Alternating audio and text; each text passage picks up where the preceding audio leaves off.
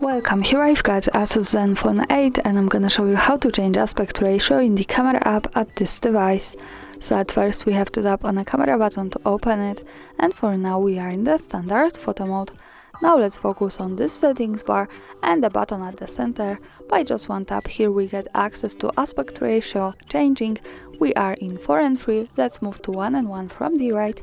Now the background has changed to the square one, so this is how it works. Another tap to the center button and let's move to 16 and 9 ratio, and now we have longer background. And when we pick this button once again, we can go to the left to the full screen resolution, so this is how it looks like. And of course when we pick the center button once again, we can change it to whatever we need. Now let me stay on 4 and 3, the original aspect ratio here. And that's all, thanks for watching, subscribe our channel and leave the thumbs up.